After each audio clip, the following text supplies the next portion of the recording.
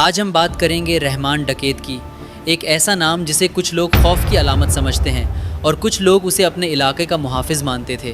رحمان ڈکیت کی کہانی سیاہ یا سفید نہیں، بلکہ یہ ایک دو رخہ کہانی ہے، جہاں ایک طرف جرم، تشدد اور قانون شکنی ہے، وہیں دوسری طرف ایک ایسا نوجوان بھی ہے جو حالات کا شکار ہوا اور جسے کچھ لوگ اپنا سہارا سمجھتے تھے۔ ابتدائی زندگی اور حالات۔ رحمان ڈکیت کراچی کے علاقے لیاری میں پیدا ہوا۔ لیاری ایک ایسا علاقہ ہے جہاں خوشیاں بھی ہیں اور مشکلات بھی۔ یہاں غربت، بے روزگاری اور ناانصافی عام رہی ہے۔ بہت سے بچے تعلیم مکمل نہیں کر پاتے۔ رحمان بھی ایسے ہی حالات میں پلا بڑھا۔ کم عمری میں اس نے اسکول چھوڑ دیا۔ اس کے ارد گرد جرائم پیشہ لوگ تھے، اس لیے وہ بھی آہستہ آہستہ اسی دنیا کی طرف مائل ہو گیا۔ یہاں یہ سمجھنا ضروری ہے کہ ہر شخص برے حالات میں رہ کر بھی جرم نہیں کرتا، لیکن کچھ لوگ حالات کے دباؤ میں غلط فیصلے کر بیٹھتے ہیں۔ رحمان بھی انہی میں سے ایک تھا۔ جرائم کی دنیا میں داخلہ۔ رحمان نے ابتدا میں چھوٹے جرائم سے آغاز کیا۔ وقت کے ساتھ وہ ایک مضبوط اور بے خوف نوجوان کے طور پر جانا جانے لگا۔ اس کا لقب ڈکیت پڑ گیا، جو اس کی خطرناک پہچان بن گیا۔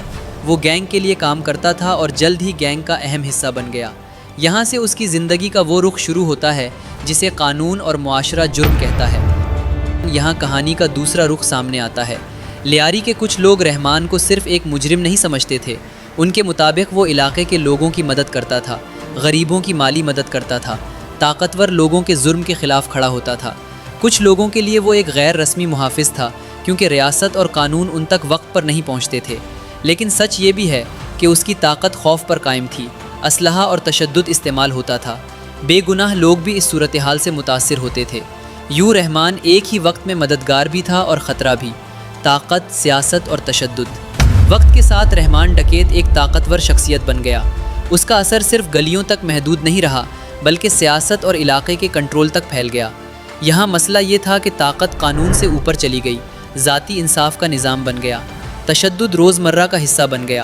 چاہے نیت کچھ بھی ہو، تشدد کا راستہ ہمیشہ نقصان لاتا ہے۔